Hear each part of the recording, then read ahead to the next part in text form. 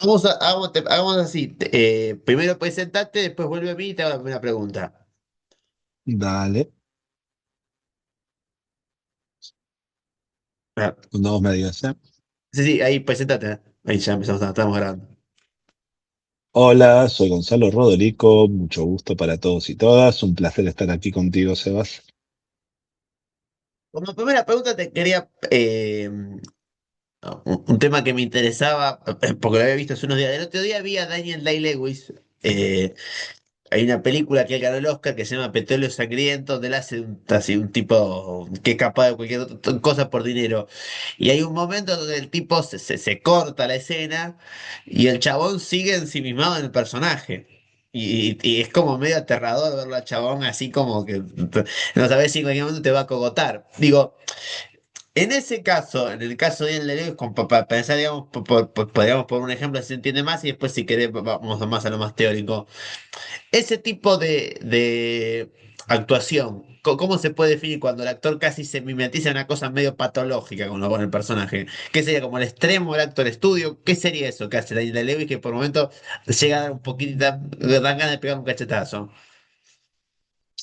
Me, me vas a acordar a la serie documental, no sé si la viste, eh, de cómo Jim Carrey vivió el proceso de filmación de Andy Kaufman, siendo Andy Kaufman. Durante toda la filmación fue Andy Kaufman y cuenta Danny DeVito y el resto del elenco que querían hablar con Jim Carrey y el chabón les decía quién es Jim Carrey, realmente metido 24/7 en el personaje. Eh, Mira, a mí me parece como medio extremo, me parece que lo definiste bien. Eh, Creo yo que no hay necesidad en el teatro de involucrarse, que ese personaje, o sea, que ese personaje no te permita bajarte del escenario, como que estés constantemente en ficción, porque nada, ahí esa actuación está cerrando dónde la tenés que hacer. Esa actuación es para la cámara, esa actuación es para el teatro, esa actuación es para. eh, entonces, nada, me parece que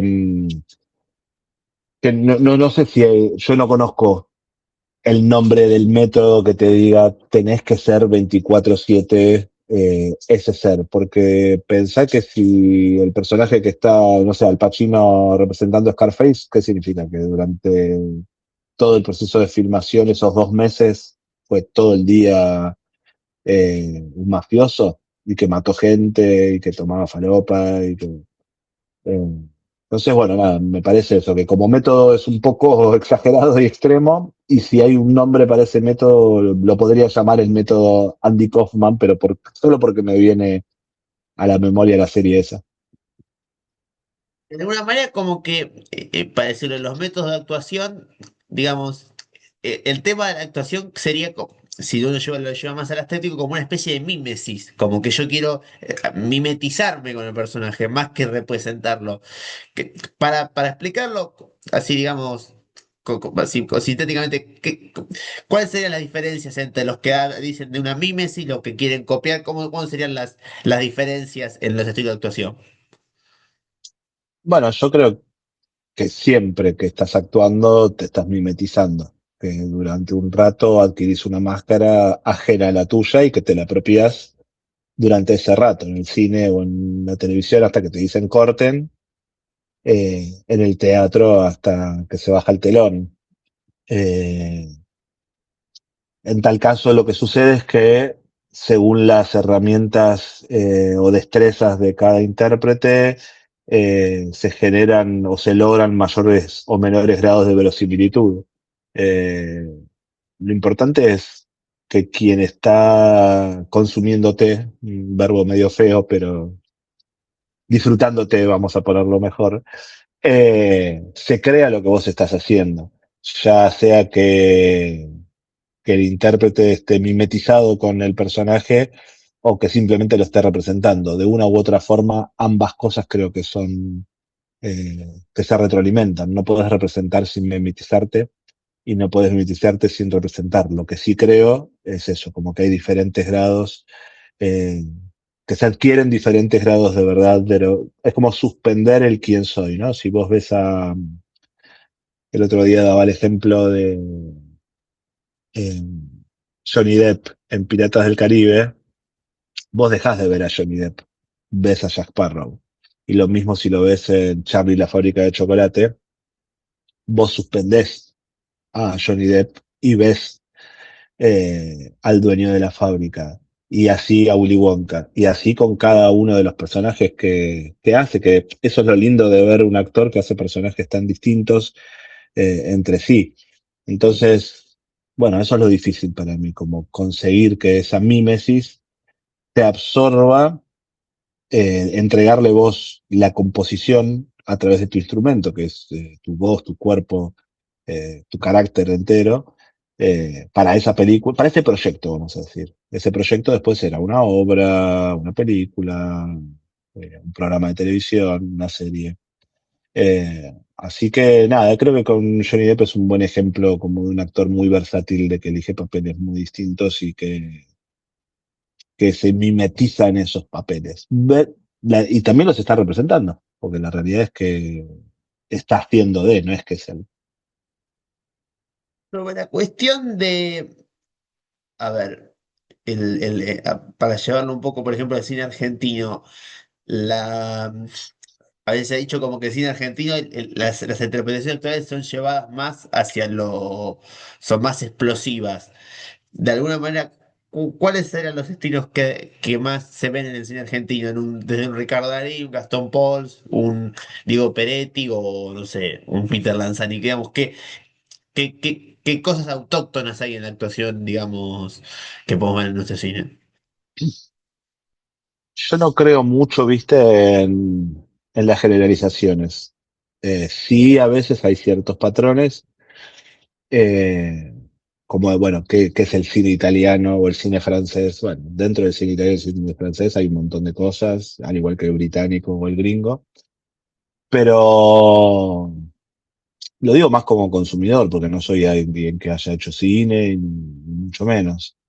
Pero desde lo que es la interpretación, pura y exclusivamente de todos los que nombraste, por ejemplo, Peter Lanzani, siento que es alguien que lo he visto en papeles muy distintos entre sí, pero muy distintos, incluso eh, arriesgando en papeles que tienen que hablar con una tonada de una provincia en particular, de la que no es de él. Y eso es difícil porque el que es de esa provincia te escucha y dice, nosotros no hablamos así.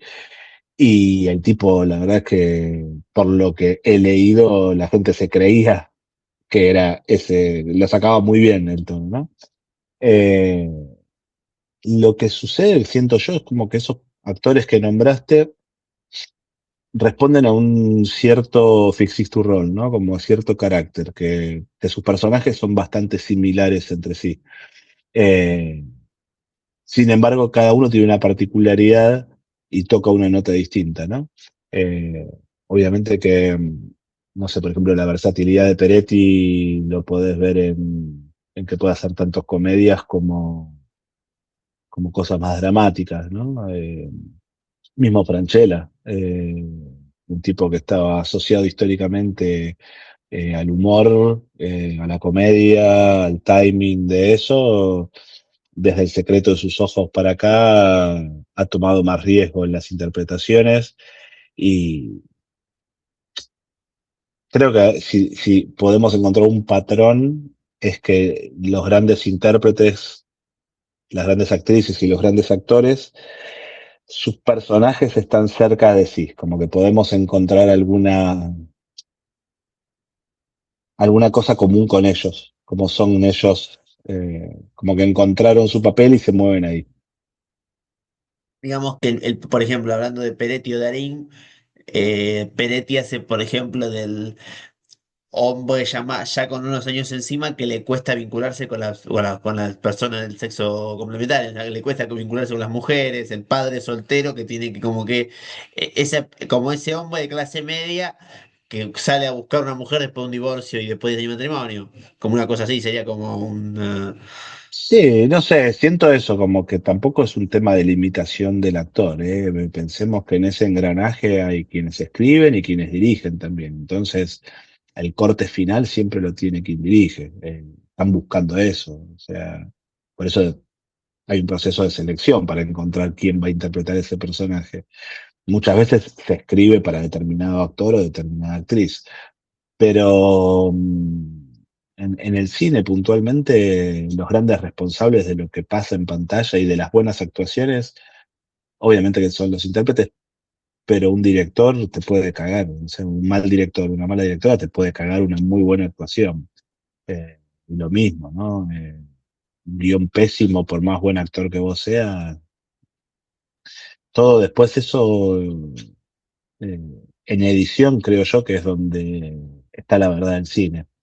Eh, un muy mal actor o una muy mala actriz puede quedar muy disimulada por una muy buena edición. Así que, eh, sí, no sé, la verdad es que te, te digo, te lo respondo más como público y obviamente que me interesa lo que tenga que ver con la actuación, pero como que el métier más mío es lo teatral, ¿no? O sea, quizás ahí podría tocar mejor o menos peor, inventando palabras.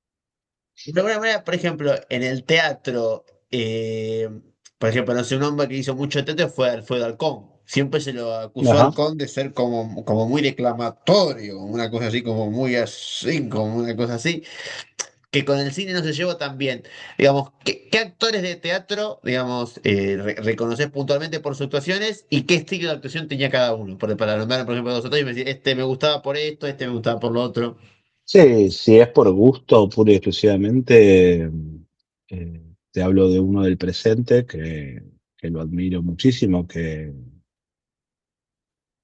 es Pompeyo Udibert, me parece que es brillante lo que hace. Eh, lo viene haciendo ya hace unos años, pero me parece un actor brillante. Oscar Guzmán me parece brillante también. Eh, trabaja muy bien la comedia como... Es un actor completo, es un actor integral. Eh, un poco más atrás, Urda Pilleta. eh, me parece que tenía una presencia absoluta arriba del escenario por su propia, por su propio modo, pero también en otras cosas que le he visto hacer, me parece brillante. Guillermo Angelelli me parece espectacular. Eh, sí, y de más atrás, bueno, sí, los lugares comunes. Halcón, obviamente. Eh, y, y después, bueno, la verdad también, eso a nivel actores, ¿no? Después no se puede uno olvidar de las grandes actrices que hubo. Eh, eh, y es lo mismo, me parece que hablar de Norma Leandro, Mercedes Morán, eh, son Verónica Linares, son actrices que me encantan lo que hacen. Camila, la chica que está ahora haciendo este unipersonal suavecita, me parece brillante. Eh, nada, hay como, es injusto, porque hay para deleitarse a troche y moche, como se dice. Tenemos muchos buenos actores y muchas buenas actrices que brillan en el teatro y ni hablar en el under. Estoy hablando de lo que es el mainstream, pero en el under históricamente eh, hubo muy buenos actores y muy buenas actrices. Nombré algunos como muy seguros, ¿no? Pero la realidad es que podría nombrar miles y así todo me seguiría quedando corto. Yo digo, por ejemplo, si uno toma el caso de Norma Leandro, es más contenida su actuación. Mercedes Morán es más explosiva, generalmente, por las veces que la he visto. Norma Leandro es como más, los personajes van apareciendo más de a poco. ¿No se puede decir eso también? Sí, sí, sí, tampoco, como te digo, son generalizaciones. Creo yo también que de las cosas que la vi hacer arriba del escenario o en cine podría pensar lo mismo, pero como te digo, después está también lo que le piden, ¿no? O sea, vos cuando estás en un proyecto hay alguien que dirige y te pide el modo, te pide el género. Entonces todo depende del código de esa obra, de para dónde va, de qué quieren hacer, en qué estilo, y bueno, vos ahí te tenés que adaptar y entregarte a eso. Por ejemplo, una obra de teatro que me habían recomendado mucho era Escenas de la vida conyugal de Darín y Erika Rivas, por ejemplo. Que es una, Sí, es, no la vi, no la vi, pero bueno, ahí tenés otro ejemplo, ella es una genio. Eh, genio, genio, increíble y eh, sí, son los dos, son bestias. La verdad es que yo no la vi la obra, pero dos genios. digamos, en la cuestión teatral, ¿qué tipos de comida se puede hacer? ¿Cuál está el clown? ¿Está la comida física? Y para hacer una pincelada de cada uno. En verdad la que quieras, está el stand-up y es teatro también, está la improvisación, eh, está el vodevil, está la comedia de enredos, sí, es infinito. Y lo más lindo es todo lo que está por descubrirse también, todo lo que está por hacerse que aún no se ha hecho. Eh, está el teatro de máscaras, está la comedia del arte. eh, ha pasado también desde hace un tiempo que ya no existen más solamente los géneros puros o los territorios puros. Aunque ahora no existe más el teatro de revista, por decirte algo, muy nuestro y muy argentino. Eh, existe la fusión de cosas, como en una obra de clown puede pasar algo trágico, en una obra dramática se puede mutar con lo tecnológico y lo multimedial y el teatro aéreo y es como, mirá, porque de última no deja de ser un espacio de expresión y de composición. Entonces, bueno, la verdad que las herramientas para componer son infinitas y la comedia no queda exenta de eso. Eh, porque siempre siguen apareciendo cosas nuevas, el teatro ciego, el teatro aéreo, el teatro performativo, el teatro unipersonal, el teatro ¿Aéreo qué popular, es? el teatro semimontado. ¿Qué cosa? ¿El teatro aéreo y el teatro semimontado qué son? Para... Bueno, el teatro aéreo, podemos pensar de la Guarda como primera experiencia, Fuerza Bruta luego, eh, la Fura de Baus, que era una compañía española, si no me equivoco, eh, también tenía cosas de teatro aéreo. Eh, nada, como lo dice la palabra, no pasa pura y exclusivamente a nivel del público, sino que se dan muchas cosas performáticas, mezclando trapecio, bueno, como te digo, diferentes disciplinas. Y el teatro montado bueno, es tal como lo dice la palabra. Los actores y actrices tienen el texto en la mano y lo van leyendo, y hay algunas cosas de escenografía, y algunas cosas del vestuario, como que la obra, como si fuese un ensayo abierto, se podría decir. Qué interesante. La comedia del arte, ¿qué vendría a ser, por ejemplo? Media del arte es un movimiento cultural teatral eh, que nació hace 5 siglos atrás en el sur de Italia y se expandió por toda Europa. Eh, y fue la profesionalización de la labor artística. Eran actores y actrices que en un carromato iban recorriendo los pueblos llevando sus obras eh, y las representaban en el carromato y tenía la particularidad que era un teatro de máscaras y cada máscara representaba un arquetipo y los intérpretes interpretaban, valga la redundancia, esos mismos arquetipos cada obra y cada función. Eh, Era un teatro de sátira, de burla.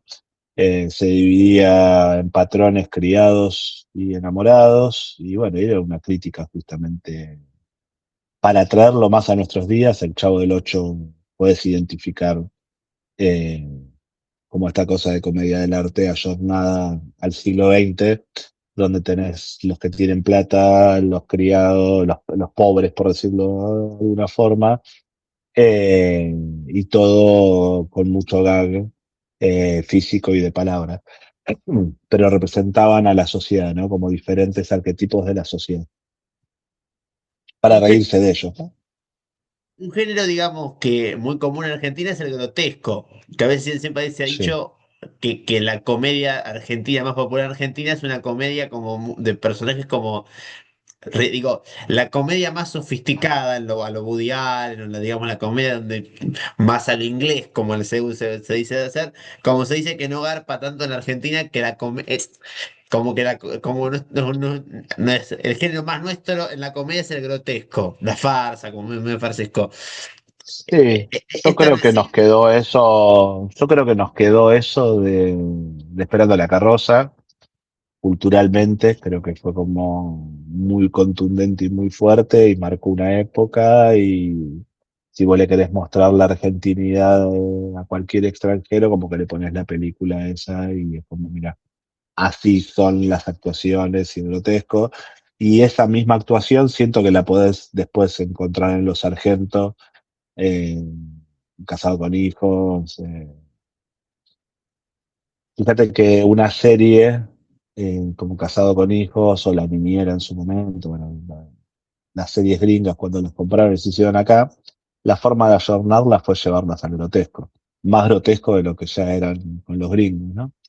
Entonces sí, es un tipo de humor que gusta acá, pero no es el único. Yo creo que no estoy tan de acuerdo. Sí creo que lo popular está asociado a eso, pero acá el humor de Taratuto o el humor de One Reich, o mismo ahora Envidiosa, eh, es más Woody Allen, si se quiere. Es una búsqueda más, se nota la influencia, quiero decir, ¿no? una De crítica del este feminismo antihéroe. envidiosa, ¿Qué cosa? que para vos es una crítica del feminismo envidiosa. No, no, de hecho creo que es bastante feminista la serie. Creo que se ríe de algunas cosas, de los ismos en general, no solamente del feminismo. Eh, pero la evolución del personaje, de hecho, no quiero spoilear, pero como que la evolución del personaje es volverse más feminista y tener más conciencia, incluso de clase.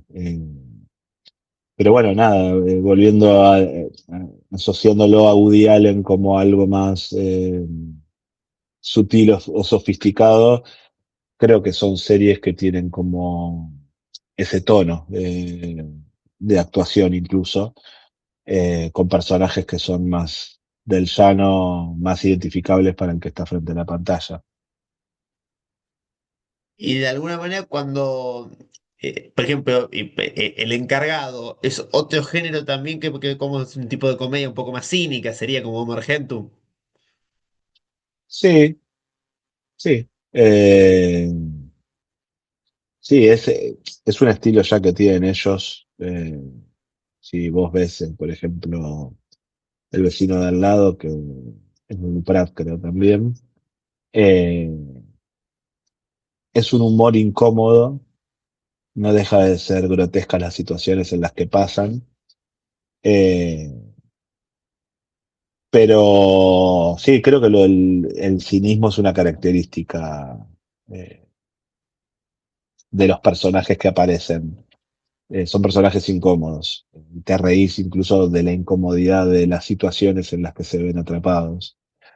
Eh, pero bueno, la actuación de Francella puntualmente, a nivel opinión, siempre en esa serie es admirable por las notas que toca, porque el personaje es muy complejo. Entonces es tan psicópata que muchas veces el personaje se encuentra ensayando para lo que luego va a ser. Eso es interesante, ¿no? Como el juego de perfeccionarse en la actuación eh, para ese personaje que es el encargado. Entonces estar frente al espejo en el ascensor y practicando muecas de cara para perfeccionarlas y que la gente le crea. Y mira, para hacerlo circular y cerrar como abrimos, él quiere ser verosímil. ese personaje quiere ser verosímil, entonces representa y se mimetiza con cosas que no siente realmente, como las de ser un buen tipo, que se preocupa por los demás, que es altruista y en verdad es un hijo de puta, eh, que todos esos no tiene emociones, o sea, solo trabaja para él, ¿no? Un psicópata. Entonces, es muy interesante en ese punto para ver al actor actuando de actor, y eso es muy difícil. ¿Qué te iba a decir? Y como última pregunta, digo, y con esto cierro. Diego Capusotto, por ejemplo, que sería un humor más surrealista, digamos, que juega con el. Tiene que ser algo. Porque él, algunos sketches de Peter Capusotto tienen ambientación histórica. Sí, Bombita, sí. Pizzería de los hijos de puta, digamos, como que necesita de necesita de un contexto para hacer humor, ¿o no? Es absurdo y grotesco, es absurdo y grotesco. La herencia de Cha Cha Cha, que previamente fue herencia de Hiperhumor, que previamente fue herencia de Los Cinco Grandes de Buen Humor, y así cada vez se ha vuelto más absurdo, obviamente. Me parece que su estilo es absurdo y grotesco y se lo puede asociar tranquilamente al bufón porque escupe verdades incómodas desde sus personajes. Algunos sketches de Violencia Rivas son graciosos por el modo, pero si te detenés en lo que está diciendo, es cruel, cruel, pero no cruel porque él sea malo, sino porque es real, es un reflejo, se pone filosófico, existencialista. Eh, es muy interesante el trabajo que hizo Capusotto con Saborido, Peter Capusotto, porque sí hay sketches que son surrealistas, eh, pero los sketches fuertes, el tipo, los dos lo usaron para decir cosas que sienten y piensan sobre la vida y eso es muy difícil desde el humor. Más cercano a los Monty Python siento que está lo de Capusotto. Pero digo, son más queribles los personajes que con Connie Pratt. Sí, son menos incómodos porque creo yo que el ejemplo es Mickey Vainilla. Siento que al que está criticando Mickey Vainilla le causa gracia y dice, ah, qué simpático. Y ese es el gran mérito para mí del bufón, que es como te está criticando, te está diciendo, vos sos esta basura y vos te reís al recibir que yo te estoy diciendo, vos sos esta basura. Eh, es muy difícil conseguirlo y ellos lo hacen muy simple, como todos quisiéramos poder tener el talento de Saborido para esos guiones y la interpretación de Capusotto.